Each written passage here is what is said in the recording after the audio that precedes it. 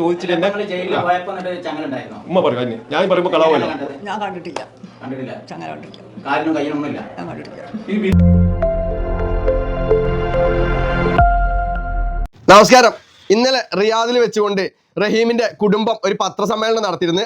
അതിന് full clip ഞാനിവിടെ ബാക്ക്ഗ്രൗണ്ടിൽ കൊടുക്കുന്നുണ്ട്. ഫുൾ ക്ലിപ്പ് നിങ്ങൾ കാണാൻ വേണ്ടിയിട്ട് ശ്രമിക്കുക എന്ന് മാത്രമാണ് പറയാനുള്ളത്. ആ പത്രസമ്മേളനത്തിന്റെ പോയിന്റുകൾ എടുത്തുകൊണ്ട് ഇൻഷാ അല്ലാഹ് അടുത്ത ദിവസം വളരെ കൃത്യമായിട്ട് ഞാൻ നിങ്ങൾക്ക് മുമ്പിൽ വീഡിയോയിൽ വരും എന്നാണ് നിങ്ങളോട് പറയാനുള്ളത്. പിന്നെ മത്തങ്ങ മൂഞ്ചി, അതായത് റഹീം മത്തങ്ങ മൂഞ്ചിയെ വിളിച്ച് സംസാരിക്കുന്ന ഒരു കോൾ റെക്കോർഡ് മത്തങ്ങ മൂഞ്ചി ഇന്നലെ രാത്രി പോസ്റ്റ് ചെയ്തിട്ടുണ്ടായിരുന്നു അല്ലെ, ഒരു വീഡിയോ ചെയ്തിട്ടുണ്ടായിരുന്നു. അതിൽ റഹീം പറയുന്ന ആ കാര്യം ഞാനൊന്ന് കേൾപ്പിച്ചു തരാം. അതിന്റെ കൂട്ടത്തിൽ ആ ഉമ്മ ഇതിന് ഒരു മറുപടി പറഞ്ഞിട്ടുണ്ട്. ആ ഉമ്മ ഈ പത്രസമ്മേളനത്തിൽ പറഞ്ഞ കാര്യം നിങ്ങൾ കേൾക്കുക എന്നാണ് പറയാനുള്ളത്. ഈ റഹീമിന്, ജയിലിൽ കിടക്കുന്ന റഹീമിന് ഈ മത്തങ്ങ മൂഞ്ചി യൂട്യൂബറെ നമ്പർ എവിടുന്ന് കിട്ടി, ആര് കൊടുത്തു, ചിന്തിച്ചു നോക്കി. അപ്പൊ നിങ്ങൾക്ക് ഏകദേശം ചിത്രം വ്യക്തമാവും എന്നാണ് നിങ്ങളോട് പറയാനുള്ളത്. എന്തായാലും റഹീം പറയുന്ന ആ ഒരു കാര്യം നിങ്ങളൊന്ന് കേട്ടു നോക്കുക. എന്നിട്ട് ഉമ്മ പറയുന്ന കാര്യം നിങ്ങളൊന്ന് കേൾക്കി. ഉമ്മനെ കണ്ട് അതിനെ ഒരു വല്ലാത്തൊരു മോശമായ സിറ്റുവേഷനിലാണ് ഉമ്മനെ കണ്ടത്. അതെ, എന്നാലും ഉമ്മക്ക് കുറച്ചൊരു സന്തോഷം ഉണ്ടാവും. പുറത്ത് വിളിച്ച സമയത്ത് ഭയങ്കര ഹാപ്പി ആയിട്ടാണ് ചായ കുടിച്ച് ആക്കിയുള്ള വിവരങ്ങളൊക്കെ ഞാൻ കേട്ടത്. പക്ഷെ എന്റെ മാനസികാവസ്ഥ, ഉമ്മന്റെ മാനസികാവസ്ഥ എനിക്കും ഉമ്മക്കെ അറിയുള്ളൂ. പുറത്ത് കാണുന്നവർക്ക് അറിയത്തില്ല. കാലിൽ തങ്ങല കിടക്കുന്നത് ഡെയിലി യൂണിഫോമില് അത്രയും ഒരു 5-8 പോലീസുകാരെ സൈഡിൽ നിൽക്കുന്നത്. തനിയ ഒറ്റക്ക് റൂമിലും നല്ലതുണ്ട്. എല്ലാ പോലീസുകാർ മുമ്പിൽ വെച്ചിട്ട് 5-8 പോലീസുകാരുടെ കൂടെ അവര് യൂണിഫോമിലാണ്, ഞാൻ ജയിലിന്റെ യൂണിഫോമില്. അങ്ങനത്തെ ഒരു മാനസികാവസ്ഥ തിരിച്ചു വന്നൊരു ഉറങ്ങാൻ പറ്റിയിട്ടില്ല. ഇന്നിപ്പോ പുറത്ത് വിളിച്ചപ്പോ ഭയങ്കര ഹാപ്പി ആയിട്ട് നിൽക്കുന്നേ. അതെ, ഒരു പറഞ്ഞത് അങ്ങനെയാണ്. ഒരു റൂമില് ചായ കൊണ്ടുവന്ന് ഉമ്മനെ കെട്ടിപ്പിടിച്ച് ഉമ്മ അങ്ങോട്ടും ഇങ്ങോട്ടും ചായ കൊടുത്തു, ബിസ്ക്കറ്റ് കൊടുത്തു, ഭയങ്കര ഹാപ്പിയായി.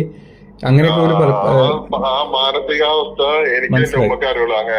അപ്പോ അത് കേട്ടില്ല, റഹീം പറയുന്നതാണ്. റഹീമിനോട് എനിക്ക് ചോദിക്കാനുള്ളത്, ആർക്ക് വേണ്ടിയാണ് താങ്കൾ ഇങ്ങനെ പറയുന്നത് എന്നാണ് എനിക്ക് മനസ്സിലാവാത്തത്. ഇനി താങ്കൾ കൂടെ അറിഞ്ഞിട്ട് എന്തെങ്കിലും കളികളാണോ ഇതിൽ നടന്നിട്ടുള്ളത് എന്ന് കൂടെ സംശയിക്കേണ്ട ഒരു അവസ്ഥയിലാണ് ഞാനൊക്കെ നിൽക്കുന്നത്. കാരണം ഈ അങ്ങനെ പറയുന്നത്, റഹീം അങ്ങനെ പറയുന്നത്, ഉമ്മ പറയുന്നത് ഒന്ന് കേട്ടോക്കി. ചോദിച്ചിട്ട് എന്നെ ഉമ്മ പറയും ഞാൻ പറയുമ്പോൾ കളവല്ലോ. ഞാൻ കണ്ടിട്ടില്ല. ചങ്ങല കണ്ടിട്ടില്ല. ഞാൻ കണ്ടിട്ടില്ല. എങ്ങനെയുണ്ട് ഇതില് ഉമ്മ എന്താ പറയുന്നത്? ഉമ്മ അങ്ങനെ ചെങ്ങല ഇട്ട് കണ്ടിട്ടില്ല, ഉമ്മ കണ്ടിട്ടില്ല. പിന്നെ ഈ റഹീം ആർക്കും വേണ്ടിയിട്ടാണ് ഈ പ്രചരണങ്ങൾ നടത്തുന്നത്? റഹീമിന്റെ ഉമ്മയുടെ അടുത്ത് വരുമ്പോ കാലിലും കയ്യിലൊന്നും ചെങ്ങലില്ല എന്നുള്ളത് ആ പത്രക്കാരൻ ചോദിക്കുമ്പോ ഉമ്മ വളരെ കൃത്യമായിട്ട് പറയുന്നുണ്ട്. ആ എന്താ പറയാ, അവര് നടത്തിയ ഇന്നലത്തെ പ്രസ് മീറ്റ് ഞാൻ ഫുൾ ആയിട്ട് ഇവിടെ കൊടുക്കുന്നുണ്ട്. എല്ലാവരും കാണാൻ കഴിയുന്നുണ്ടെങ്കിൽ അത് ഫുൾ ആയിട്ടൊന്ന് കാണുക. അതിൽ വളരെ കൃത്യമായിട്ട് അതിന്റെ കാര്യങ്ങൾ പറയുന്നുണ്ട് എന്നാണ് നിങ്ങളോട് പറയാനുള്ളത്. അപ്പോ ഇവിടെ ആരെയാണ് പറ്റിക്കുന്നത്, എന്താണ് സംഭവിക്കുന്നത്? എന്തായാലും നിങ്ങൾ ആ പത്രസമ്മേളനം കാണും. അത് കഴിഞ്ഞിട്ട് ബാക്കി അതിന്റെ പോയിന്റുകൾ എടുത്തുകൊണ്ട് തന്നെ ഇൻഷാ അല്ലാഹ് അടുത്ത വീഡിയോയിൽ നമുക്ക് കാണാമെന്ന് മാത്രമാണ് പറയാനുള്ളത്. എന്തായാലും ആ പത്രസമ്മേളനം നിങ്ങൾ കണ്ടു നോക്കി.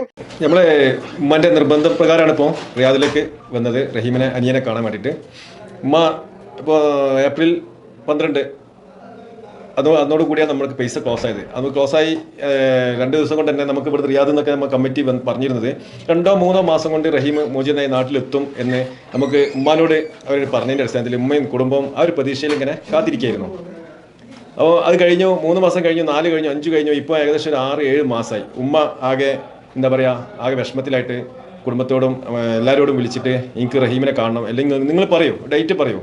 അപ്പോൾ നമുക്ക് ഡേറ്റ് പറയാൻ കഴിയില്ല, അതൊരു രാജ്യത്തിൻ്റെ നിയമമല്ലേ. അതിൻ്റെ അടിസ്ഥാനത്തിൽ നമ്മൾ സഹായസമിതി ഇവരായിട്ട് ബന്ധപ്പെട്ടു, നമ്മൾ കമ്മിറ്റിക്കാരെ ബന്ധപ്പെട്ടു. അവർക്ക് ഡേറ്റ് പറയാൻ കഴിയുന്നില്ല. ഉമ്മ പറയാം, എൻ്റെ കണ്ണടയും മുമ്പേ എൻ്റെ മകനെ കാണണം, നിങ്ങൾ അവിടെ ജയിലിലെത്തിച്ച് അനിയനെ റഹീമിനെ മകനെ കാണിച്ചു തരണമെന്ന് വാശി പിടിച്ചതിൻ്റെ അടിസ്ഥാനത്തിലാണ് നമ്മൾ വന്നത്. നമ്മൾ പലവട്ടം ഒഴിയാൻ നോക്കി. ഇപ്പോൾ നവംബർ 17 സിറ്റിംഗ് ഉണ്ട്. അതുവരെ ഉമ്മാനെ പറഞ്ഞു 2 ആഴ്ച കൂടി ഉള്ളൂ. നമ്മൾ വരുന്നത് ഏകദേശം 29 ആ ഡേറ്റിനായിരുന്നു, ഒക്ടോബർ. അപ്പോൾ 2 ആഴ്ച 3 ആഴ്ച കൂടി വെയിറ്റ് ചെയ്യാന്ന് പറഞ്ഞപ്പോൾ ഉമ്മ സമ്മതിക്കുന്നില്ല. നിങ്ങളില്ലെങ്കിൽ, മകനാണ് ഞാൻ, റഹീമിൻ്റെ ജ്യേഷ്ഠനാണ്, അപ്പോൾ നമ്മളില്ലെങ്കിൽ ഞാൻ വേറെ ആരെങ്കിലും ഒപ്പം പോകുന്ന പറഞ്ഞു കാണുമ്പോൾ വാശി പിടിച്ചതിൻ്റെ അടിസ്ഥാനത്തിലാണ് നമ്മൾ ഇങ്ങോട്ട് പോരാൻ വേണ്ടി നിൽക്കുമ്പോൾ നമ്മൾ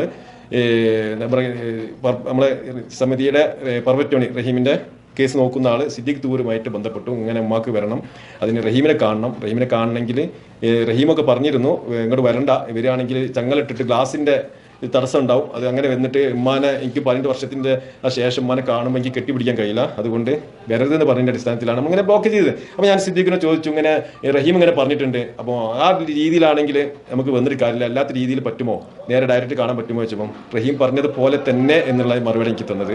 അതിൻ്റെ വോയിസൊക്കെ എൻ്റെ അടുത്തുണ്ട്. ഇങ്ങനെ പറഞ്ഞു. അതിൻ്റെ അടിസ്ഥാനത്തിൽ നമ്മൾ എന്ത് ചെയ്തു, റിമ്മാനെ കാണിക്കൽ നിർബന്ധം, വാശി പിടിച്ചിൻ്റെ അടിസ്ഥാനത്തിൽ കാണിക്കൽ നിർബന്ധമുള്ള വേറെ വഴി നോക്കി നമ്മൾ അബഹ അമീറുമായി ബന്ധപ്പെട്ട് കാര്യങ്ങൾ നീക്കിയിട്ടാണ് ഇപ്പോൾ ഇങ്ങോട്ട് വന്നത്. അബഹ അമീറിൻ്റെ നിർദ്ദേശപ്രകാരം അവരെ റഹീമിനെ കാണിക്കാൻ വേണ്ടിയിട്ട് അവരെ പ്രതിനിധിയുമായി നമ്മൾ കോടതി പോയി. ഫസ്റ്റ് ദിവസം പോയപ്പോൾ റഹീം നിരസിച്ചു, കാരണം എന്താണെന്ന് മനസ്സിലായിട്ടില്ല, നമ്മൾ തിരിച്ചു പോന്നു. ഇപ്പോൾ കഴിഞ്ഞ ദിവസം ഇന്നലെ വീണ്ടും അമീർ ബന്ധപ്പെട്ടു പ്രതിനിധിയെ അയച്ചു.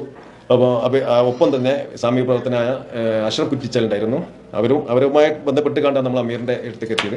അതിൻ്റെ അടിസ്ഥാനത്തിൽ ഇന്നലെ ഉച്ചയോട് കൂടി ജയിലിൽ പോയി റഹീമിനെ കണ്ടു.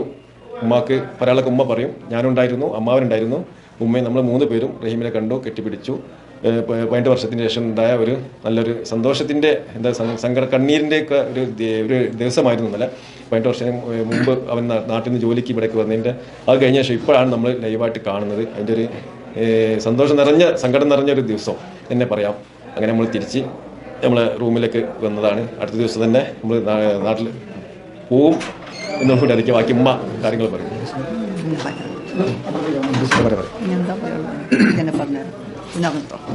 ഉമ്മക്ക് പറയാം, നിങ്ങൾ ചോദിച്ചോളൂ. പിന്നെ ഞാൻ വൈവലാക്കണ്ടേ, ഏതൊക്കെയായി തിരിച്ചു വരുമ്പോൾ തന്നെ നമ്മൾ എംബസിയിൽ പോയിരുന്നു.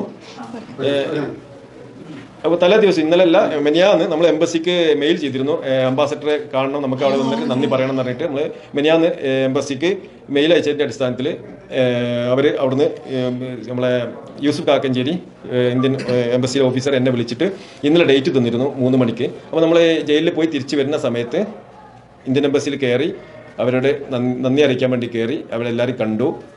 DP അംബാസഡർ, ഡെപ്യൂട്ടി അംബാസഡർ ഉണ്ടായിരുന്നത്, അവരുമായി സംസാരിച്ചു.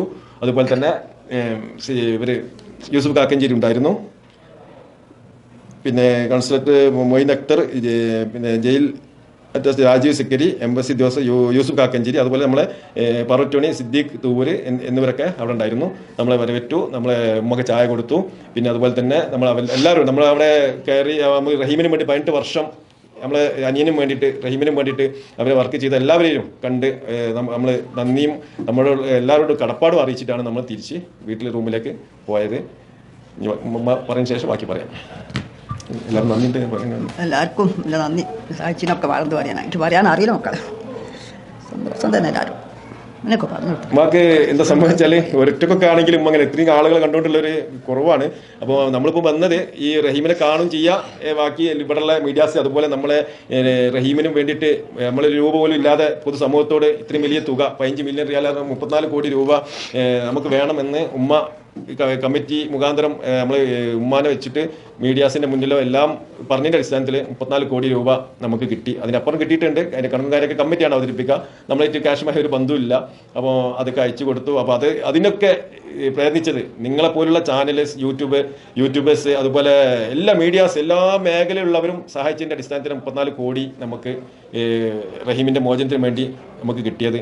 എല്ലാവരും നിങ്ങൾ സഹകരണം ഇല്ലെങ്കിൽ നമുക്ക് രൂപ പോലും കിട്ടില്ല. കാരണം അറിയാമല്ലോ, ഒരു ചികിത്സക്കൊക്കെ ഒരു 50 ലക്ഷം 1 കോടി കിട്ടണമെങ്കിൽ മാസങ്ങളോളം പ്രയത്നിച്ചാലേ കിട്ടുള്ളൂ. ഈ 34 കോടി ഒരു മാസത്തിൻ്റെ ഉള്ളിൽ തന്നെ ലാസ്റ്റ് ടൈമിലേക്ക് ഒരാഴ്ച 5 ദിവസം കൊണ്ടാണ് 30 കോടി ചാടി മറിഞ്ഞത്. അതുവരെ 3-4 കോടിയായിട്ട് ഇങ്ങനെ ഒരു മാസം തള്ളി നീക്കി അവസാന ഘട്ടത്തിൽ നമ്മൾ എന്ത് സംഭവിക്കും എന്നുള്ള ആദ്യം നിൽക്കുമ്പോഴാണ് ലാസ്റ്റ് ടൈമിൽ വലിയൊരു സംഖ്യ എത്തിയത്. അതിൽ ഒരുപാട് പേര് അല്ലെങ്കിൽ പേരെടുത്ത് പറഞ്ഞ് വിട്ടുപോകുന്ന നിലയ്ക്ക് ഞാൻ ആരെയും പേരെടുത്ത് പറഞ്ഞില്ല. 1 രൂപ മുതൽ 1 കോടി രൂപ വരെ സഹായിച്ച സാധാരണക്കാർ മുതൽ ചെറിയ കുട്ടികൾ മുതൽ അതുപോലെ വലിയ കോടീശ്വരന്മാർ വരെ എല്ലാവരും നമ്മളോട് സഹായിച്ചിട്ടുണ്ട്.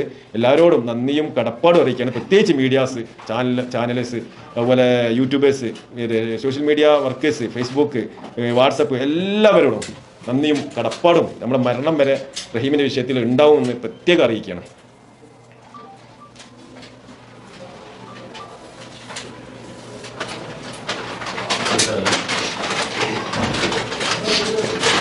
ഈ റഹീമിന്റെ വിഷയവുമായി ബന്ധപ്പെട്ടേ ജ്യേഷ്ഠനാണല്ലേ, നസീറിനാണ്. അപ്പോൾ ഒരുപാട് വോയിസുകൾ ഞാൻ റഹീമിന്റെ ജ്യേഷ്ഠനാണ്. എൻ്റെ അനിയനാണ് റഹീം. അപ്പോൾ ഈ സഹായ സമിതി അതിപ്പോൾ വളരെ ഗൂഢമായ രീതിയിൽ സാമ്പത്തിക ഇടപാടുകളൊക്കെ കൈകാര്യം ചെയ്യുന്നുണ്ട്. എന്നുള്ള രീതിയിൽ നിങ്ങളൊരു വോയിസ് മെസ്സേജ് കഴിഞ്ഞ ദിവസം കണ്ടിരുന്നു. ആ പിന്നെ ഒരു ഭരണകൂടത്തിൽ അതുമായി ബന്ധപ്പെട്ട് പരാതി വെക്കുന്നുണ്ടെന്നുള്ള വോയിസ് ഒക്കെ കേട്ടിരുന്നു. അതിലൊക്കെ യാഥാർത്ഥ്യം ഉണ്ട്. നിങ്ങൾക്ക് ഇപ്പം പിന്നെ ഇതുമായി ബന്ധപ്പെട്ട സംശയങ്ങളൊക്കെ തീർന്നിട്ടുണ്ടോ, അതോ ഇനി സംശയങ്ങൾ ബാക്കിയുണ്ടോ? നിങ്ങൾ ആദ്യം ഒന്നുകൂടി പറയൂ, ഞാൻ വലിയ വോയിസിനെ പറ്റിയിട്ട്. അതായത് സഹായ സമിതിയുടെ സാമ്പത്തിക ഇടപാടുമായി ബന്ധപ്പെട്ട് ഒരുപാട് സംശയങ്ങളുള്ളതായിട്ട് വോയിസുകൾ പ്രചരിക്കുന്നുണ്ട്. ഇല്ല, ഞാൻ അങ്ങനെ എൻ്റെ ഒരു വോയിസ് വന്നിട്ടില്ല. അങ്ങനെ എന്തെങ്കിലും സംശയങ്ങൾ ബാക്കിയുണ്ടോ? ഇല്ല അങ്ങനെ ആവശ്യപ്പെട്ടിട്ടില്ല. അങ്ങനെ സാമ്പത്തിക ഇടപാട് എന്ന് പറഞ്ഞിട്ട് ഞാൻ അങ്ങനെ ആവശ്യപ്പെട്ടിട്ടില്ല. ഞാൻ നിഷ്പക്ഷമായിട്ട് നിൽക്കുകയാണ്. കാരണം പല ആരോപണങ്ങളും കുടുംബത്തിന് ആർക്കുമില്ല, ഒരു സംശയമില്ല. ഇപ്പോഴുമില്ല, അന്നുമില്ല, ഇന്നുമില്ല. പിന്നെ ആരോപണങ്ങൾ പല ഭാഗത്തുനിന്ന് വന്നപ്പോഴും നമ്മൾ നിഷ്പക്ഷമായിട്ട് നിൽക്കുക. കാരണം നമുക്ക് ആരോപണം വരുമ്പോൾ അതല്ല ഇത് എന്ന് പറയാൻ നമുക്ക് നമ്മുടെ അടുത്ത് തെളിവുകളില്ല. കാരണം ഇവർ കറക്റ്റ് ചെയ്യുന്നുണ്ട്, നിയമസഭാ സമിതി കറക്റ്റ് ചെയ്യുന്നുണ്ട്. അതിനെതിരെ പല യൂട്യൂബേഴ്സും പല ആളുകളും സമിതിക്കെതിരെ ആരോപണം ഉന്നയിക്കുമ്പോൾ നമുക്കതല്ല ഇതെന്ന് പറയാൻ നമുക്ക് തെളിവുകളും കാര്യമില്ലാത്തത് കൊണ്ട് നമ്മൾ നിഷ്പക്ഷമായിരിക്കുകയാണ്.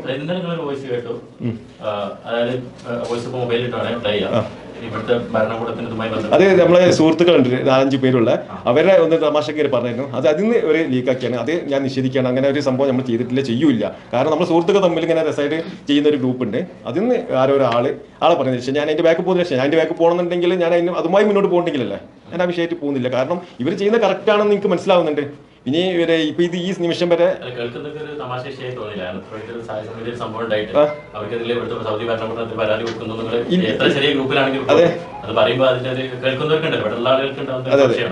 അത് അങ്ങനെ ഒരു വിഷയമില്ല. അങ്ങനെ ഉണ്ടെങ്കിൽ ഞാൻ അതിന്റെ ബാക്കിൽ തന്നെ ബാക്കി എന്താ പറയാ അതിന്റെ സ്റ്റെപ്പായിട്ട് വരുമല്ലോ. അയച്ച ആളുകൾ എനിക്ക് കിട്ടിയിട്ടുണ്ട്. പക്ഷെ പോയി പുടുത്തം വിട്ട് പോയി.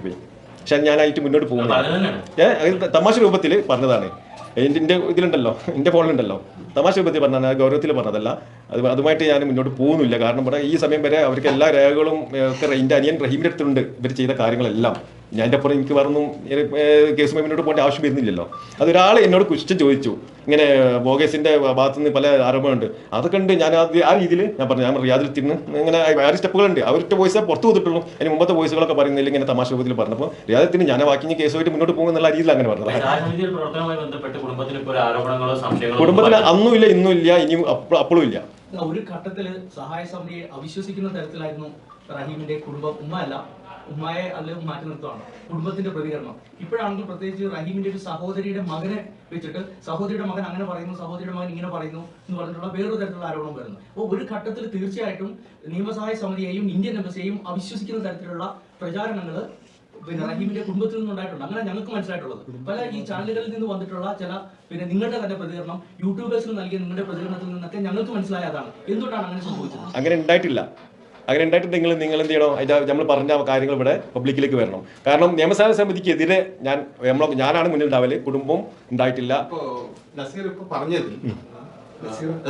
നിന്ന് മനസ്സിലായ സംഗതി, നിയമസഭാ സമിതിക്ക് വഴി വന്നാൽ നിങ്ങൾക്ക് ചങ്ങലയിട്ട് മാത്രമേ റഹീമിനെ കാണാൻ കഴിയൂ. അതുകൊണ്ടാണ് നിങ്ങൾ അമീറിന്റെ വഴി തേടിയത് എന്നാണ് പറഞ്ഞതെന്ന് മനസ്സിലായത്. അതിൽ നിങ്ങൾക്ക് സഹായ സമിതിയെ വിശ്വാസമുണ്ടോ? അവർ കള്ളം പറഞ്ഞതാണെന്ന് നിങ്ങൾ കരുതുന്നുണ്ടോ? ഇല്ല, അവര് ഞാൻ പിന്നെ വാട്സപ്പിലായിരുന്നു. അങ്ങനെ കാണാൻ പറ്റൂ എന്ന് പറഞ്ഞത് കള്ളമായിട്ടാണെന്ന് തോന്നുന്നുണ്ടോ? കള്ളാണോ എനിക്ക് പറയാൻ പറ്റില്ല. കാരണം എനിക്ക് ഇവിടുന്ന് ഇനി ഞാൻ പറയാം. 2010 ഞാൻ വീട്ടിൽ വന്നിട്ടുണ്ട്. എന്റെ നാട് കൊല്ലമാണ്. ഈ വിഷയം ആദ്യം പുറത്തു കൊണ്ടുവന്ന ആളാണ് ഞാൻ, ഷക്കീബും. 2010 ഞാനും ഷക്കീബും കൂടി നിങ്ങളുടെ വീട്ടിൽ വന്നു. അന്ന് വീട്ടിൽ വന്നപ്പോ നിങ്ങളെ അവിടെ വെച്ച് ഞാൻ കണ്ടു. ഓർമ്മയുണ്ടോ? ഞാൻ നിങ്ങളെ ഉമ്മായം അവിടെ വെച്ച് കണ്ടു. ഞാൻ അവിടെ നിന്ന് റിപ്പോർട്ട് ചെയ്തു. ഫറൂഖ് ഡേറ്റിലെ വെച്ചിട്ട് ഞാൻ റിപ്പോർട്ട് ചെയ്തു. അന്ന് ഞാൻ നസീറിന്റെ വീട്ടിലും പോയിരുന്നു. അപ്പൊ അതുപോലെ ഇങ്ങോട്ടുള്ള ആ ക്രോണോളജി അനുസരിച്ച് എനിക്ക് കറക്റ്റ് എന്തൊക്കെയാണ് സംഭവിച്ചെന്ന് പറയാൻ കഴിയും, വസ്തുനിഷ്ഠമായി പറയാൻ കഴിയും. നസീറിനെയാണ് ഞാൻ ജയിലിൽ വെച്ച് കണ്ടത്. പ്രത്യേകം പറയണേ, എന്താ ചെറിയ വിഷയം അതുകൊണ്ടാണ് നല്ല നസീറിനെ ജയിലാണ് കണ്ടത്. റഹീമിനെ ഞാൻ റിയാദിലെ ധീര കോടതിയിൽ വെച്ച് നേരിട്ട് കണ്ടു. ഞാനും അഷ്റഫും മാത്രമാണ് അപ്പോൾ ഉള്ളത്. യൂസുഫ് കാക്കഞ്ചേരി ഉണ്ട്. ഞങ്ങൾ നേരിട്ട് അപ്പൊ കാണുന്നു. അപ്പൊ നസീറിനെ ഞാൻ കണ്ട കാഴ്ച, ചങ്ങലയിട്ട് കയ്യില് കയ്യാമം വെച്ച് 2 പോലീസുകാരുടെ സാന്നിധ്യത്തിലാണ് കണ്ടത്. അങ്ങനെ കാണാൻ പറ്റൂ. കോടതിയിൽ കൊണ്ടുവന്നത് ഞാൻ നസീറിന് മുമ്പ് ഒരിക്കലും കണ്ടിട്ടില്ല. ഞാൻ ആദ്യമായിട്ട് അവിടെ വെച്ച് കാണാൻ. ആ ഒരു കാഴ്ച എന്നെ ഒരാഴ്ചയോളം എന്റെ ഉറക്കം കെടുത്തി. അപ്പൊ അങ്ങനെയുള്ള ഒരു കാഴ്ചയിലേക്ക് താങ്കളോ കൂടപ്പുറപ്പായ താങ്കളോ ഉമ്മയോ വന്ന് കാണേണ്ടതുണ്ടോ, ഒരല്പം കൂടി വെയിറ്റ് ചെയ്തൂടെ എന്നൊരു ചിന്തയാണ് എനിക്കുണ്ടായിരുന്നത്. നസീറിന് അങ്ങനെ കാണാൻ കഴിയൂ. പിന്നെ ഇപ്പൊ നിങ്ങൾക്ക് അപ്പൊ അതുകൊണ്ട് തന്നെ സഹായ സമിതി കള്ളം പറഞ്ഞതായിട്ട് എനിക്ക് തോന്നുന്നില്ല ആ വിഷയത്തിൽ. അങ്ങനെ തന്നെയാണ് കോടതിയിൽ പോലും കൊണ്ടുവന്നിരുന്നത്. അങ്ങനെയാണ് റഹീമിനെ കൊണ്ടുവന്നത്. റഹീമിനെ ഞാൻ ആദ്യമായിട്ട് അവിടെ വെച്ചാണ് കാണുന്നത്. നമ്മൾ തമ്മിലൊന്ന് കണ്ടു, മുഖത്തോട് മുഖം കണ്ടു. അപ്പോ അതുകൊണ്ട് തന്നെ അവർ പറഞ്ഞത് കള്ളത്തരമല്ല, അങ്ങനെ കാണാൻ പറ്റുമായിരുന്നു. അപ്പൊ നിങ്ങൾ അതിന്റെ ഒരു ബദൽ മാർഗ്ഗമാണ് നിങ്ങൾ ആ തേടി. ഓക്കെ, നിങ്ങൾ ആ വഴി തേടി എന്നുള്ളത് ശരിയാണ്. പക്ഷെ ഇവിടെ 2008 മുതൽ 2007 ജയിലിൽ വെച്ച് അഹമ്മദ് നസീറിനെ ഞാൻ കാണുന്നത്. അതിനുശേഷം ഫറോക്ക് നിവാസികളുടെ കൂട്ടായ്മ മുതൽ ഇങ്ങോട്ട് ഈ സഹായ സമിതി ഈ കാലം വരെ പ്രവർത്തിക്കുന്നുണ്ട്. നിങ്ങൾ അങ്ങനെ ഒരു ബദൽ മാർഗം തേടി വരുമ്പോഴും എന്തുകൊണ്ടാണ് ഇവരെ ആരും ബന്ധപ്പെട്ടുകൊണ്ടാണ് വന്നിരുന്നത്? യാതൊരു വിവരം ഉണ്ടായിരുന്നില്ല നിങ്ങൾ വിമാനം കയറുമ്പോഴോ ഇറങ്ങുമ്പോഴോ? അതിന് കാരണം ഞാൻ പറയാം, അതിലേക്ക് വരണം. മാധ്യമങ്ങളെ മുഴുവൻ പിന്നെ നിങ്ങൾ നന്ദി പറഞ്ഞു. നിങ്ങൾ ശരിക്കും മാധ്യമങ്ങളോട് ക്ഷമിക്കണം. നിങ്ങൾ മാധ്യമങ്ങളോട് നിങ്ങൾ അല്പം നെറികേട് കാണിച്ചു പറയേണ്ടിയിരിക്കും. കാരണം ആദ്യം മുതൽ ഈ നിമിഷം വരെ സത്യസന്ധമായി റിപ്പോർട്ട് ചെയ്തു വന്ന ഞങ്ങളുടെ മുന്നിൽ പിന്നെ റഹീമിന്റെ ഉമ്മയും സഹോദരനും സൗദിയിൽ എവിടെയാണെന്ന് ഇറങ്ങിയെന്ന് അറിയാതെ അഭ്യൂഹങ്ങൾ റിപ്പോർട്ട് ചെയ്യേണ്ട ഒരു ഗതികേടിൽ ഞങ്ങളെ കൊണ്ട് എത്തിച്ചത് നിങ്ങളുടെ ഭാഗത്ത് വന്ന വീഴ്ചയാണ്.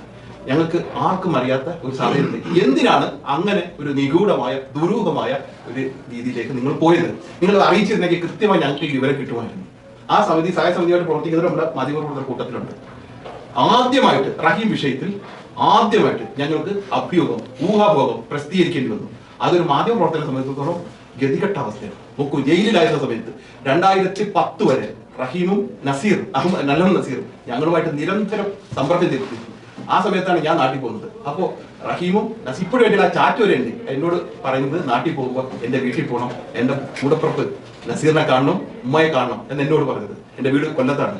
ഞാൻ അതുകൊണ്ടാണ് ആ കൊടുത്ത വാക്കാണ് ഞാൻ കണ്ടിരിക്കുമെന്ന് കോഴിക്കോട് വന്നത്. അപ്പൊ ഇത്രയും ആത്മാർത്ഥമായി നമ്മൾ ഇതിനെ ഇത്രയും പിന്തുടർന്ന് വന്നിട്ടും നിങ്ങൾ ഈ പുണ്യഭൂമിയിലേക്ക് വന്നിട്ട് റഹീമിനെ കാണാൻ വന്നിട്ട് 18 വർഷം കാണാൻ വരുമ്പോൾ എന്തിനൊരു ഒളിച്ചുകളി ഞങ്ങളുടെ മുന്നിൽ നടത്തി എന്നൊരു ചോദ്യം നിങ്ങൾ നന്ദി പറഞ്ഞതുകൊണ്ടാണ് തിരിച്ചു ചോദിക്കുന്നത്. ആ നന്ദി സ്വീകരിക്കണമെങ്കിൽ ഇതിനൊരു ക്ലാരിറ്റി ആവശ്യമാണ്. നമ്മളെ ഈ ഉമ്മാന്റെ ഞാൻ തുടക്കത്തിൽ പറഞ്ഞു 3 മാസം ആയിരുന്നു മൊത്തത്തിൽ. നിങ്ങൾ തന്നെ റിപ്പോർട്ട് ചെയ്തിട്ടുണ്ട്, ഫുൾ രേഖകളുണ്ട്, എല്ലാ ചാനലിലും പറഞ്ഞിട്ടുണ്ട്. അന്ന് ചെറിയ പെരുന്നാൾ കഴിഞ്ഞ ബുധനാഴ്ച ആയിരുന്നു പെരുന്നാൾ, വെള്ളിയാഴ്ച ആയിരുന്നു ക്ലോസ് ചെയ്തത്. അന്ന് പറഞ്ഞ വലിയ പെരുന്നാളിന്റെ മുമ്പേ ഉമ്മ പെരുന്നാളിന് റഹീമിനൊപ്പമായിരിക്കും എന്ന് പറഞ്ഞ് കമ്മിറ്റിയിൽപ്പെട്ട ആളുകൾ പറഞ്ഞു. നമുക്കറിയില്ല ഇവിടുത്തെ നിയമങ്ങളും കാര്യമൊന്നും. ഞാൻ ആദ്യമായിട്ട് സൗദിയിലേക്ക് വരുന്നത്, വിദേശ രാജ്യത്ത് കയറുന്നത്, ഇന്ത്യ വിട്ടിട്ട് വരുന്ന പ്രശ്നമായിട്ടാണ്, എനിക്കൊന്നും അറിയില്ല.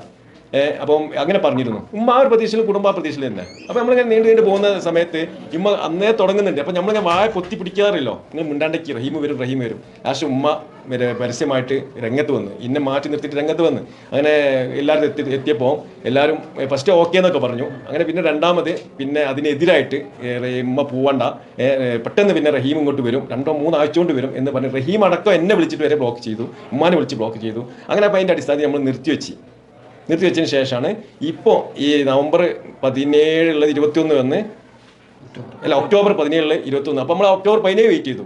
അപ്പോൾ 21 ഇപ്പോൾ 21 വരെ വെയിറ്റ് ചെയ്തപ്പോഴും ഉമ്മ പറഞ്ഞു 21 ഞാൻ എന്നോട് ചോദിച്ചു 21 കഴിഞ്ഞു, ഇനി എന്നാ ഇപ്പോൾ ഡേറ്റ് പറയുന്നത്, എനിക്ക് പറയാൻ കഴിയുമോ?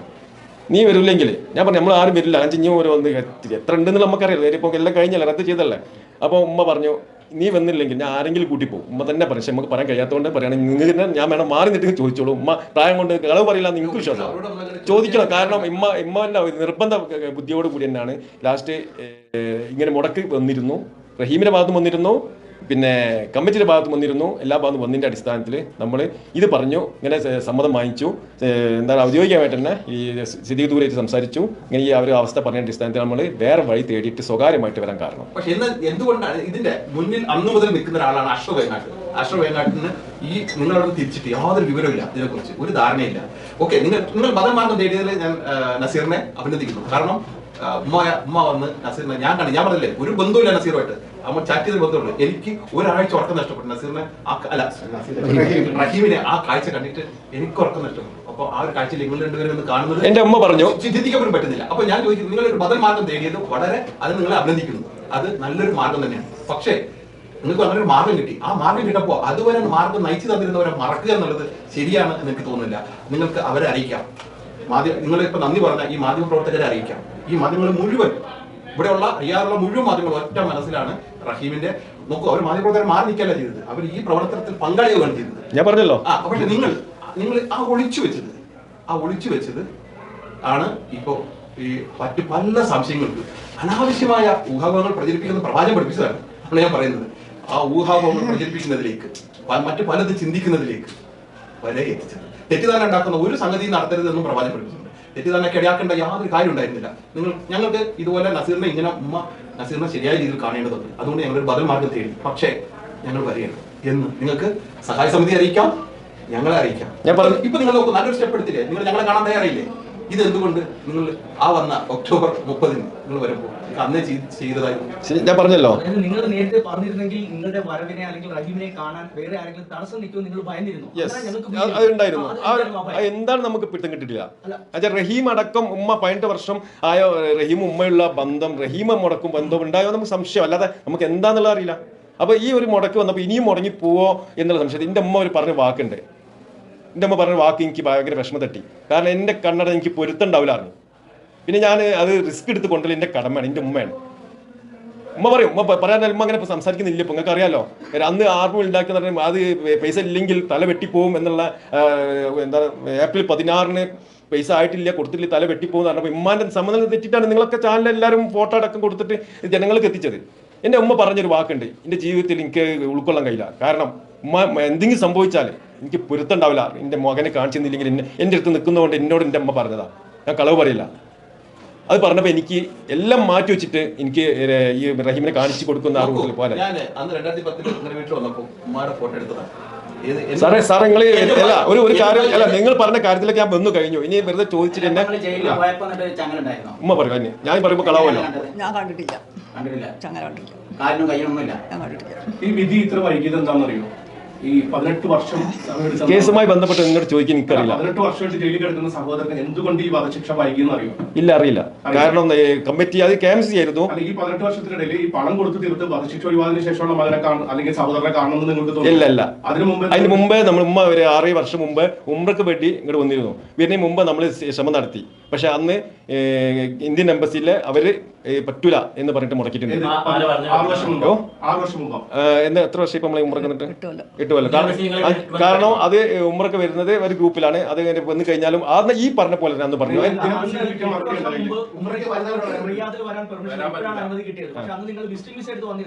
പക്ഷെ അതുകൊണ്ടായിരിക്കാം അന്ന് നമ്മൾ ശ്രമിച്ചിട്ടുണ്ട്. പിന്നെ നമ്മൾ തന്നെ സാധാരണക്കാരാണ്.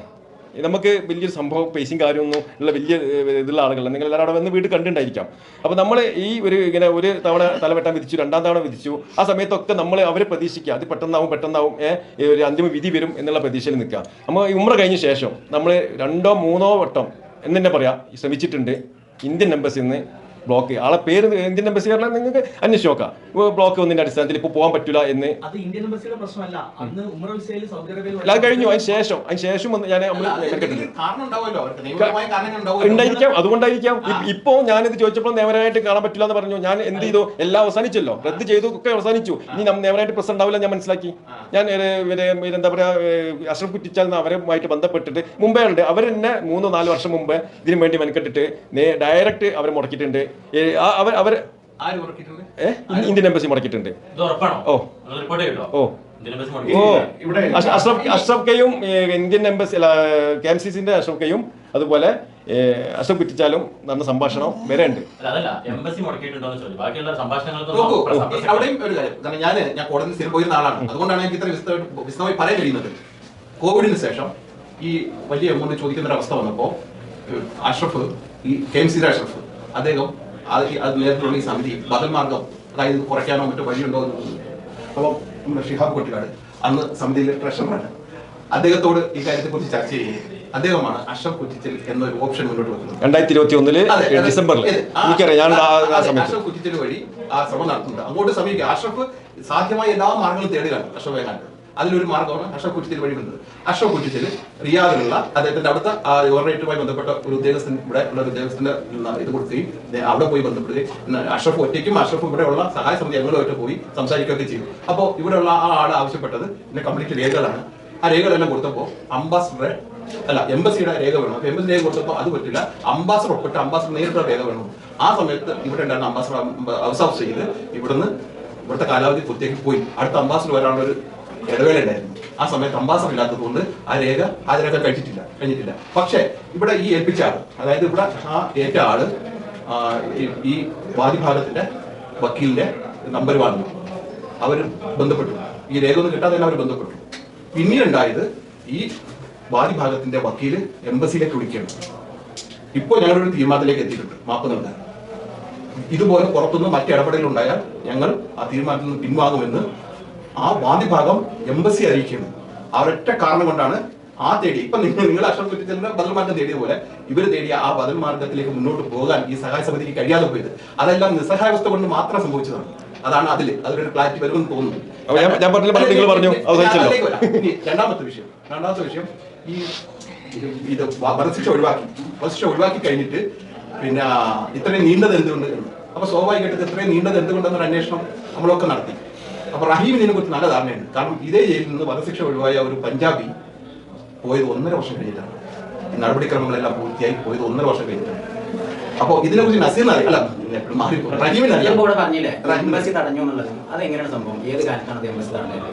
എംബസി തടഞ്ഞു എന്ന് പറഞ്ഞത് ഇപ്പോൾ അഷ്റഫ് കുറ്റിച്ചാൽ ഒരു പ്രയത്നം നടത്തിയിരുന്നു. ആ സമയത്ത് ഏകദേശം 2 വർഷം മുമ്പാണ് ഉമ്മാന്റെ പാസ്പോർട്ട് വരെ റിന്യൂവൽ ചെയ്തിട്ട് പെട്ടെന്ന് റെഡി ആക്കിയിട്ട് നമ്മൾ പോരാൻ വേണ്ടി നിന്നിടത്തുനിന്ന് എംബസിന് പെർമിഷൻ കൊടുത്തിട്ടില്ല. അതെ, ഈ പൈസന്റെ ഈ വീട്ടിലേക്ക് പോകാൻ ഈ പയ്യന്റെ വീട്ടിൽ പോയിട്ട് ഉമ്മാനെ കൊണ്ടുപോയിട്ട് കാണിച്ചിട്ട് ഈ മാപ്പ് കൊടുപ്പിക്കാൻ ഈ പൈസ വരുന്നതിന്റെ തൊട്ട് മുമ്പാണ്, പൈസ പ്രഖ്യാപിക്കുന്നതിന് തൊട്ട് മുമ്പ് ഉമ്മാനെ കൊണ്ടുപോയി കാണിക്കാൻ വേണ്ടി ഈ അംബാസഡർ വഴി ആപ്പില് പൈസ പിരിക്കുമ്പോഴേ നാട്ടില് നിങ്ങൾക്ക് കുറെ പണം കിട്ടില്ലേ? കയ്യിൽ കൊണ്ടുവന്ന ആളുകൾ തന്നില്ലേ? എത്ര മിനിറ്റ് ഇത് മീനാക്കിയിട്ട് രണ്ടാമത് ചോദിച്ചാൽ എനിക്ക് പറയാൻ കഴിയില്ല. അപ്പോൾ അതിനു വേണ്ടി ഇറങ്ങിയപ്പോൾ ഇന്ത്യൻ എംബസിന്ന് പെർമിഷൻ വേണം ഈ വീട്ടിലേക്ക് പോകണമെന്നുണ്ടെങ്കിൽ. അപ്പോൾ ഇന്ത്യൻ എംബസിയെ മുടക്കി. ഇതിന് വലിയൊരു കമ്മിറ്റി ഉണ്ടാക്കിയിട്ടുണ്ട്. ഇതിന് പുറത്തുനിന്ന് ആൾ വേണ്ട. ഉമ്മാനെ കൊണ്ടുപോയിട്ട് സങ്കടം പറഞ്ഞിട്ട് കെട്ടിപ്പിടിച്ച് കരഞ്ഞിട്ട് എൻ്റെ മകൻ നിങ്ങളുടെ മകനെ കൊന്നു, കൈപതി സംഭവിച്ചു പോയി, അതുകൊണ്ട് മാപ്പ് തരണമെന്ന് പറയാൻ വേണ്ടിയിട്ട് നമ്മൾ അതിനൊരു ഇത് ഉണ്ടാക്കിയിരുന്നു. ഇത് കഴിഞ്ഞാലല്ലേ നമുക്ക് റഹീമിനെ മോചിപ്പിക്കാൻ കഴിയുള്ളൂ. റഹീം ഇല്ല, കുറ്റപ്പെടുത്തിയിട്ടില്ലല്ലോ. ഇല്ലല്ല, നിങ്ങൾ കുറെ നേരമായി എന്നെ വേറെന്തോ രൂപത്തിലേക്ക് കൊണ്ടുപോകുന്നു. ഞാൻ ആരെയും കുറ്റപ്പെടുത്തുന്നില്ല. നിങ്ങൾ കുറ്റപ്പെടുത്തിപ്പിക്കരുത്. കാരണം ഞാൻ എംബസിനെ കുറ്റം ആദ്യം പറഞ്ഞിട്ടില്ല, എപ്പോഴും പറഞ്ഞില്ല. ഇല്ല ഞാൻ പറഞ്ഞിട്ടില്ല. ഞാൻ പറഞ്ഞത് എംബസി മുടക്കി കുറ്റപ്പെടുത്തലാണോ? എംബസി പറഞ്ഞിട്ടുണ്ട് വലിയൊരു കമ്മിറ്റി ഇവിടെ വലിയൊരു ഫോം ചെയ്തിട്ടുണ്ട്, വലിയ കമ്മിറ്റി. റിപ്പോർട്ട് ചെയ്യുമ്പോൾ എംബസി എങ്ങനെ മുടക്കിയെന്ന് റിപ്പോർട്ട് ചെയ്ത ആളോട് ചോദിക്കുമ്പോൾ നമ്മൾ എന്താണ് പറയേണ്ടത്? അതിന് ആ വ്യക്തി ഉണ്ടോ, ഇമെയിൽ വഴിയാണോ? ഇന്ത്യൻ എംബസി എന്നാ പറഞ്ഞത്. എനിക്ക് ആളെ ഇല്ല, ഞാനില്ല. ഇല്ല, ഇങ്ങനത്തെ അവ്യക്തമായ ആരോപണങ്ങൾ എനിക്ക് അറിയുന്നതൊക്കെ പറഞ്ഞിട്ടുള്ളൂ. അല്ല, അഷ്റഫ് കുറ്റിച്ചാൽ വഴിയായിരുന്നു അന്നും മെനക്കെട്ടിരുന്നത്. ഇത് ഈ കുടുംബത്തെ പോയി കണ്ടിട്ട് റഹീമിന് അന്തിമ വിധി വന്ന 2021 തോന്നുന്നത് അല്ലേ? ആ സമയത്ത് സംശയം 21 അതൊന്നും നമുക്ക് കിട്ടില്ല. എനിക്ക് 21 വരെയുള്ള വിധി പകർപ്പ് കിട്ടിയിട്ടുള്ളൂ. ആ 20 പിന്നെ വിട്ടിട്ടില്ല. എന്താ കാരണം? പിന്നെ എംബസിയിൽ നിന്ന് നിങ്ങൾക്ക് അയച്ച വിധി പകർപ്പ് അല്ല, വിധിയല്ല, ഈ ഡേറ്റ് പറയുന്ന ആ കുറിപ്പ് പുറത്തു പോയി അവിടുത്തെ യൂട്യൂബേഴ്സിന്റെ കയ്യിലെത്തി എന്നുള്ള. അതെന്ത് കള്ളത്തരം പേപ്പർ? നിങ്ങളെന്നല്ല, ആരെന്നാണെന്നറിയില്ല. അല്ല, എന്താ സാധനം എന്തായിരുന്നു? ഇത് ഈ ഡേറ്റ് ഒക്കെ പറയുന്ന ഇത് അവസാനം എത്ര രൂപ വേണം, അല്ല എത്ര രൂപ വേണോ? 15 മില്യൺ. നമ്മൾ ലോകത്തോട് പറഞ്ഞെന്താ? 15 മില്യൺ ആണ് ആവശ്യപ്പെട്ടത്, 34 കോടി. ആ പേപ്പറല്ലേ പുറത്തു പോയത്, അല്ലാതെ 5 മില്യണോ 1 മില്യണോ ചോദിച്ചതാകലല്ലോ. എംബസിക്ക് അവരെന്താണോ വായിച്ചത് അതാണ്. അത് വേണല്ലോ. നിങ്ങളോട് ഞാനൊരു 100 രൂപ എന്റെ ആലക്കത്തൂർ അമ്പലത്തിന് പിരിവഹിക്കുമ്പോൾ അതിന് രേഖ കാണിക്കാതെ എനിക്ക് തരുമോ? അപ്പൊ ഞാൻ അവർ ചോദിച്ചതല്ലേ, അവർ ചോദിച്ച 15 മില്യനാണ്, 34 കോടിയാണ് എംബസി എന്നോട് പറഞ്ഞത്. കുടുംബം ചോദിച്ചിട്ടുണ്ട്. ലോക സമൂഹത്തോട് ഞാൻ കൊടുത്തു. അതിനിപ്പോ എന്താ കുഴപ്പം? ഞാൻ അത് ചോദിച്ചിട്ടല്ലേ ഇവിടെ എന്റെ അമ്മ 34 കോടി ആവശ്യപ്പെട്ടത്. അതിലെന്താ കളങ്കെന്തോ എനിക്കറിയില്ല. ഉണ്ടോ? അത് കാരണം കൊണ്ടാണ് ശേഷം എനിക്ക് രേഖകൾ തരുന്നില്ല. എനിക്കൊന്നും മനസ്സിലാവുന്നില്ല. കാരണം അതിൽ ചോദിച്ചത് 15 മില്യനാണ്. അതാണ് നമ്മൾ പൊതുസമൂഹത്തോട് പറഞ്ഞതും. അതിൽ കുറച്ചോ അല്ലെങ്കിൽ ഇനി 50 ചോദിച്ചിട്ട് എന്തെങ്കിലും അവ്യക്തം ഉണ്ടാക്കിയിട്ട് നമ്മൾ 34 ചോദിച്ചോ അല്ലല്ലോ. അതിലുള്ള കാര്യങ്ങൾ നമ്മൾ പറഞ്ഞിട്ടുള്ളൂ. ഇതിലെന്തായാലും ഒരു കുടുംബം സമ്മതിക്കാത്ത ഒരു കുടുംബത്തിന് ഒരു വക്കീൽ മീഡിയേറ്റർ വെച്ച് വളരെ ഫ്രണ്ട്ലി ആയിട്ടുള്ള ഒരു ഡീലാണ് ഈ നടക്കുന്നത്. അല്ലാതെ ഭയങ്കര പ്രൊഫഷണൽ ആയിട്ട് പുറത്തേക്ക് വരേണ്ട ഒരു ഡീലല്ല. അപ്പൊ അതുകൊണ്ട് ചില രേഖകൾ സ്വകാര്യമായിട്ട് സൂക്ഷിക്കേണ്ടതുണ്ട് എന്നതിന്റെ അടിസ്ഥാനത്തിലാണ് ആ രേഖ അങ്ങനെ സ്വകാര്യം സൂക്ഷിക്കണമെന്ന് പറഞ്ഞത്. അല്ലല്ല, പറഞ്ഞിട്ടുണ്ട്. അല്ല, പിന്നെ ഈ പണം പിരിക്കാൻ ഈ രേഖ കാണിച്ചു കൊടുത്തിട്ടല്ല ഇത്രയും ആളുകൾ മുഴുവൻ പൈസ. സാർ ചാനലിന്റെ ആളാണോ? എന്നോട് അങ്ങനെ ഒരു കാര്യം പറഞ്ഞിട്ടില്ല. 2017 വർഷത്തോളം KMCC അഷ്റഫ് വെങ്ങാട്ടായിരുന്നു കേസ് നടത്തിയിരുന്നത്. എല്ലാ പേപ്പറും എൻ്റെ വീട്ടിലുണ്ട്. മൂപ്പർ പറയുന്നത് ഞാൻ അങ്ങോട്ട് ചെയ്തു കൊടുക്കും, എല്ലാ രേഖകളും എനിക്ക് തരും ചെയ്യും, എല്ലാം എൻ്റെ കയ്യിലുണ്ട്. ഈ ലാസ്റ്റ് തന്ന പേപ്പർ തന്നെയാണ്. ഈ പേപ്പർ തന്നപ്പോൾ എനിക്ക് മാത്രം ചെയ്യാൻ പറ്റില്ല, പൊതുസമൂഹത്തിൻ്റെ ഇടയിൽ എനിക്ക് വേണ്ടപ്പെട്ട കുടുംബങ്ങളും എൻ്റെ വേണ്ടപ്പെട്ട ആളുകൾക്കും ഇങ്ങനെ സംഭവം ഞാൻ ഉറപ്പിക്കണമെന്നുണ്ടെങ്കിൽ, ഇതിന് നിന്ന് കൊടുക്കണമെന്നുണ്ടെങ്കിൽ അത് കാണിച്ചു കൊടുക്കണം. അത് കാണിച്ചു കൊടുത്തതിൻ്റെ അടിസ്ഥാനത്തിൽ പൊതുസമൂഹത്തിലേക്ക് പോയി. അത് വലിയൊരു അപരാധമാണെന്ന് ഇപ്പം പറയുന്നു. അത് കാരണമാണ് എനിക്ക് പേപ്പർ 2017 വർഷം തന്ന പേപ്പറുകൾ ഇതിന് ശേഷമുള്ള പേപ്പർ തരാത്ത. അതുകൊണ്ടാണ് അത് ഞാൻ ചോദിച്ചത്. അത് ചെയ്തത് തെറ്റാണോ എനിക്കറിയില്ല. കാരണം എംബസി വഴി ഒരു കുടുംബം നിങ്ങൾ പറഞ്ഞല്ലോ സൗദി മിനിസ്ട്രി ഓഫ് ജസ്റ്റിസിന് ഒരു കോഡ് ഓഫ് കോണ്ടാക്ട് ഉണ്ട്. അതായത് രണ്ട് കക്ഷികൾ തമ്മിൽ വ്യവഹാരം നടക്കുന്നുണ്ടെങ്കിൽ ഈ വ്യവഹാരം സംബന്ധിച്ചിട്ടുള്ള യാതൊരു രേഖകളും, അതിപ്പോ എംബസി അതിൽ മെൻഷൻ ചെയ്യുമല്ലോ, ഇത്ര നമ്പറിൽ നിന്നാണ് നടക്കുന്നത്, ആ രേഖകൾ പോലും പുറത്തു പോകരുത് എന്ന് കർശനമായിട്ടുള്ള എന്നോട് പറഞ്ഞിട്ടില്ല. ഇത് ആരാണ് പുറത്തോട്ട് അറിയാം, നിങ്ങൾ ആരോപിച്ചില്ല, ഞങ്ങളാണെന്ന് പറഞ്ഞില്ല. ഇത് പുറത്തു പോയപ്പോ ഈ രേഖ മാത്രമാണ് പോയത്. ഇത് എംബസി അതൊരു പേപ്പറാണ്. ഇത് എംബസിയിൽ നിന്ന് അയച്ചെന്നുള്ളത് ഇദ്ദേഹത്തിനെ അറിയുള്ളൂ, അല്ലെങ്കിൽ കിട്ടിയവർക്ക് അറിയുള്ളൂ. അപ്പൊ ഈ കിട്ടിയവരുടെ വിചാരിച്ചതാ ഇത് വ്യാജമുണ്ടാക്കിയവരെന്തോ സാധനമാണ്. എംബസിയിൽ നിന്ന് അയച്ചെന്നുള്ള രേഖ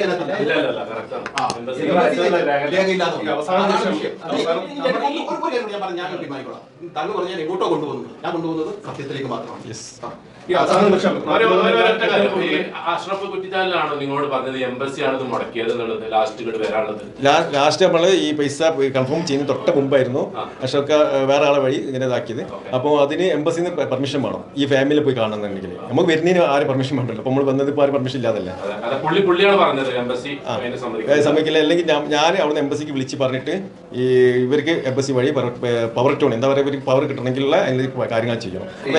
മാധ്യമങ്ങളിൽ ഈ അവസാന നിമിഷം വന്നതും പ്രൊപ്പഗണ്ട നടത്തിയതും അബദ്ധം കൊണ്ട് സൗദി ബാലൻ മരണപ്പെട്ട് ജയിലിൽ കഴിയുന്ന റഹീമിനെ രക്ഷിക്കാൻ വേണ്ടിയിട്ടുള്ള പ്രൊപ്പഗണ്ട, അതായത് ആ അത്തരത്തിലുള്ള ന്യൂസുകളാണ് വന്നത്. ഇത്തരം ഡോക്യുമെന്റുകൾ പുറത്തു പോയിട്ടുണ്ടെങ്കിൽ റഹീം അതായത് കുറ്റം ചെയ്തു എന്ന് സമ്മതിച്ച ഫോറൻസിക് റിപ്പോർട്ട് കുറ്റം ചെയ്ത് സമ്മതിച്ച എല്ലാ മൊഴികളും പുറത്തു വന്നിട്ടുണ്ടെങ്കിൽ ജനങ്ങൾ ആരെങ്കിലും സഹായിക്കുമോ? ഇല്ല. അപ്പൊ അതുകൊണ്ടാണ് ഇത്തരം രേഖകൾ പുറത്തു പോകരുതെന്ന് പറഞ്ഞത്. പറഞ്ഞോട് ചേർത്ത് തന്നെ പറയാം, 2010 അന്നത്തെ അംബാസഡർ തൽമീസ് അഹമ്മദ്, അന്നത്തെ വിദേശകാര്യ സഹമന്ത്രി ഈ അഹമ്മദിനോട് ഇവിടുത്തെ കോടതി, ആ ഹോട്ടലിന്റെ പേര് പോലും പറയാം, നേരിട്ട് പറയുന്ന ആ റിപ്പോർട്ടുകളുള്ള വിവരങ്ങൾ നമ്മൾ കേട്ടവരാണ് നമ്മൾ.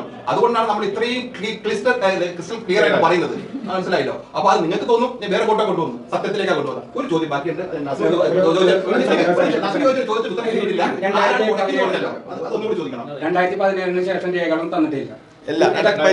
17 വർഷത്തെ രേഖകൾ തന്നു. ഈ 15 മില്യന്റെ പേപ്പറിന് ശേഷം അതിനുശേഷമുള്ള രേഖകൾ കഴിഞ്ഞ ദിവസം എംബസിയിൽ പോയിരുന്നു. എംബസിയിൽ നിങ്ങൾ ആ രേഖകൾ കണ്ടു? അവർ കാണിച്ചു തരാൻ ശ്രമിച്ചു. എനിക്ക് വേണ്ടെന്ന്. കാരണം ഈ രേഖകൾ ചോദിച്ചപ്പോൾ എനിക്ക് കിട്ടിയില്ലായിരുന്നു. അപ്പോൾ ഞാൻ റഹീം എന്നോട് പറഞ്ഞു, എൻ്റെ അനിയൻ പറഞ്ഞു എല്ലാ രേഖകളും എൻ്റെ കയ്യിലുണ്ട്. അതോടുകൂടി ഞാൻ രേഖ ചോദിക്കുന്നത് സ്റ്റോപ്പ് ചെയ്തു. കാരണം എൻ്റെ അനിയൻ പറയുകയാണെങ്കിൽ എല്ലാ രേഖകളും എൻ്റെ കയ്യിലുണ്ട്, ജയിലിലുണ്ട്, ഞാൻ ജയിലിൽ നിന്ന് ഇറങ്ങി നാട്ടിലേക്ക് വരുമ്പോൾ രേഖകൾ ഉണ്ടാവും. അതുകൊണ്ട് ഞാൻ സ്റ്റോപ്പ് ചെയ്തു. അപ്പോൾ ഇന്നലെ എംബസി പോയപ്പോൾ അവരെടുത്ത് കാണിച്ചു തന്നപ്പോൾ എനിക്ക് കാണണ്ട, എനിക്ക് റഹീം പറഞ്ഞ വിശ്വാസമാണ് എന്ന് പറഞ്ഞിട്ട് ഞാൻ കണ്ടിട്ടില്ല. ഓക്കെ, ഈ നെജിം സാറിലൂടെ പുറത്തു വന്ന ഈ ന്യൂസ് അഷ്റഫ് വെങ്ങാട്ട് ഏറ്റെടുത്ത് ഇവിടെ വരെ എത്തിച്ച് റഹീം സഹായ സമിതിയുടെ മുന്നിലുണ്ടായിരുന്ന ഏക ലക്ഷ്യം റഹീമിനെ വധശിക്ഷയിൽ നിന്ന് ഒഴിവാക്കുക എന്നുള്ളതായിരുന്നു. അതിനെല്ലാ വഴികളും തേടി നമ്മൾ പല 12,000 പേര് ഭക്ഷണം പോലും കഴിക്കാതെ ഈദിന്റെ അന്ന് ബിരിയാണി ചലഞ്ച് നടത്തി ആ പൈസ പണം പിരിച്ച് എല്ലാം കഴിഞ്ഞ് നമ്മൾ ആ പണം അടച്ചു, അദ്ദേഹത്തെ വധശിക്ഷയിൽ നിന്ന് ഒഴിവാക്കി. ഇപ്പോ അതോടുകൂടി റഹീം സഹായ സമിതിയുടെ പ്രവർത്തനം കഴിഞ്ഞു. അന്ന് ഈ കൊലപാതകത്തിൽ അല്ലെങ്കിൽ ഈ ക്രൈമിൽ 2 പേരാണ് പ്രതികൾ, അതിൽ ഒരാളെ കൂടിയില്ല. അടുത്ത ദിവസം 17-ാം തീയതി ഈ ഗവൺമെന്റ് കോടതി പറയാണ് മറ്റൊരാൾ ഹാജരാക്കണമെന്ന് പറഞ്ഞു കഴിഞ്ഞാൽ അത് റഹീം സഹായ സമിതിയുടെ ഉത്തരവാദിത്തമല്ലോ. ആ ഉത്തരവാദിത്തം നിങ്ങൾ ഏറ്റെടുക്കും? പറഞ്ഞതിപ്പോ അവന്റെ ഒപ്പം ഉണ്ടായിരുന്ന ആളെ പറ്റിയാ വിളിച്ചില്ല. അതിന് 10 വർഷം ജയിൽശിക്ഷ അനുഭവിച്ചിട്ട് പുറത്തിറങ്ങിയ ആളാണ്. 3 വർഷം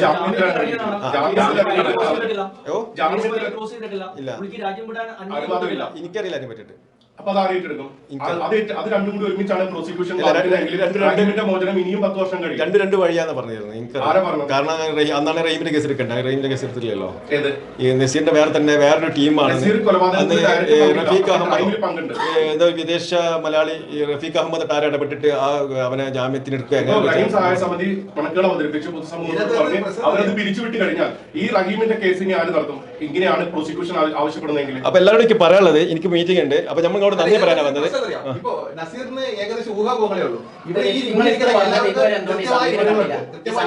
സമിതിനെ ഫോർമാലിറ്റി എടുക്കുന്നില്ല. കാരണം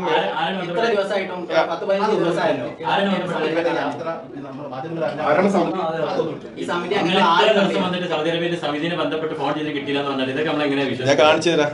ഞാൻ ഒന്നാമത്തത് ഒരു ഗുരുതരമായ വോയിസ് മെസ്സേജ് പുറത്തു പോയിട്ട് അത് ചോദിച്ചപ്പോൾ നിങ്ങൾ ഞാൻ തമാശ കിട്ടാണെന്ന് പറഞ്ഞത്. പിന്നെ അതില് ഇനിയിപ്പോ നിങ്ങളോട് അതില് അല്ല എനിക്ക് ഉള്ളത് പറഞ്ഞിട്ടില്ല. തമാശ സംഭവം തമാശക്ക് പറഞ്ഞു. തമാശ രൂപത്തിൽ നമ്മളൊരു ഫ്രണ്ട്സ് ഉണ്ട്. തമാശ രൂപത്തിൽ നിങ്ങൾ അനിയൻ ജയിലിൽ കിടക്കുന്ന ഒരു കേസ് സമിതിയിൽ ആരെ വിളിച്ചത്?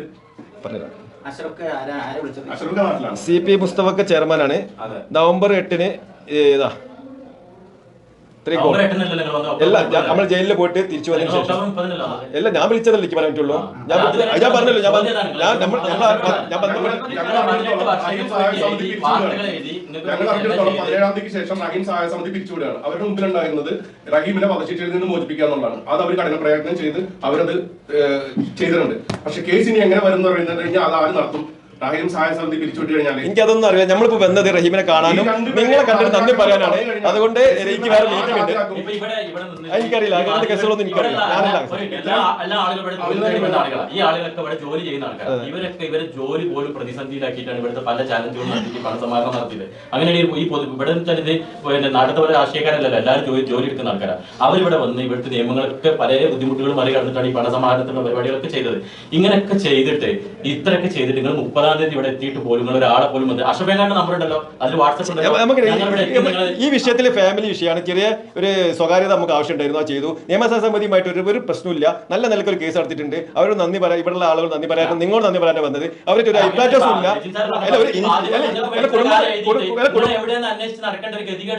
കുടുംബം എന്നുള്ള നിലയ്ക്ക് പറയാനുള്ളത് നിയമസഭാ സമിതി ഒരു കുഴപ്പമില്ല, നല്ല ഡീസന്റ്. പക്ഷെ മാധ്യമങ്ങൾ എന്ത് ചെയ്യും, നമ്മൾ പറഞ്ഞാലും അതുകൊണ്ട് എന്നിട്ട് തന്നെ നാട്ടിൽ നിന്ന് ബന്ധപ്പെട്ട ചാനലൊക്കെ വിളിച്ചിട്ട് ചോദിച്ചപ്പോൾ ഞാൻ പറഞ്ഞു നിങ്ങളൊന്ന് ഇറങ്ങിക്കുക. ലാസ്റ്റ് വേറെ സ്ഥലത്ത് എത്തിയപ്പോഴാണ് പറഞ്ഞു ഞാൻ യാത്രയിലാണ്.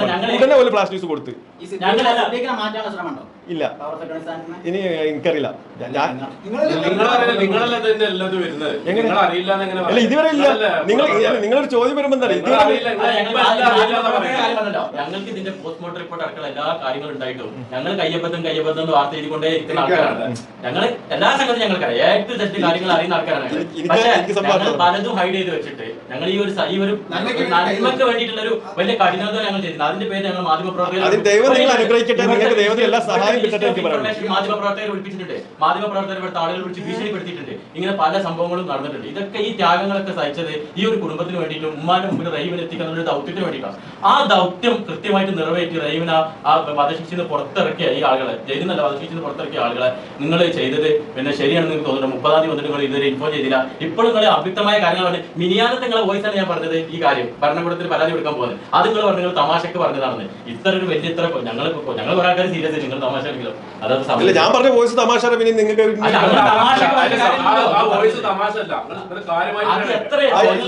ഗ്രൂപ്പില് 8 പേരാണുള്ളത്. 8 പേര് നമ്മളെ വേണ്ടപ്പെട്ട ആളുകളാണ്. അപ്പൊ അവരൊന്ന് തമാശ നമ്മൾ റഹീമിന്റെ സഹോദരനല്ല, പുറത്തുള്ള ഒരാളല്ല, നിങ്ങൾക്ക് ഒരു ഉത്തരവാദിത്തം. അപ്പൊ ആ രീതിയിലുള്ള ഒരു സംസാരം അത് മാത്രമല്ല ഒരുപാട് സംസാരം ഉണ്ട്. നമ്മൾ അതിന്റെ ബാക്കിൽ അതൊക്കെ വരണ്ടേ? അതും വരാതെ മാത്രം വരുന്നുണ്ടെങ്കിൽ അതിന്റെ വൈരുദ്ധ്യമായിട്ടുള്ള ഒരു കാര്യം ഇപ്പം അതിനുശേഷം പറഞ്ഞു. അതായത് പിന്നെ നമ്മൾ ചോദിച്ചിരുന്നത് നിങ്ങൾ ഭയപ്പെടുന്നുണ്ടോന്നാണ് നേരത്തെ ചോദിച്ചത്. ആ ഭയപ്പെടല്ല പറഞ്ഞത്. നിങ്ങൾ എല്ലാം പാടെ വളയും. കാരണം നമുക്കറിയാം ചെറിയൊരു വിഷയം ഉണ്ടാകുമ്പോഴേക്കും നമ്മളെ വീടിന്റെ മുന്നിൽ ചാനൽ വന്നിട്ട് എന്താ പറയാ നാട്ട്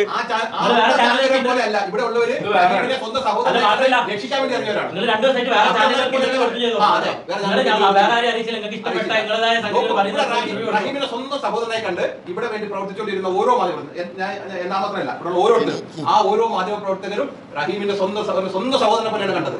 സ്വന്തം സഹോദരനെ പോലെയാണ് കണ്ടത്. ഞങ്ങൾ സമയവും സമ്പത്തും നിങ്ങൾ അഭിപ്രായമില്ലാത്ത മാധ്യമ പ്രവർത്തകർക്ക് നിങ്ങൾ അഭിപ്രായം കൊടുക്കുന്നു, നമ്മളെ പേടിക്കുന്നു. മനസ്സിലാവുന്നില്ല. എനിക്ക് ഇവിടുത്തെ സിറ്റുവേഷൻ അറിയില്ല. എന്താ പറയാ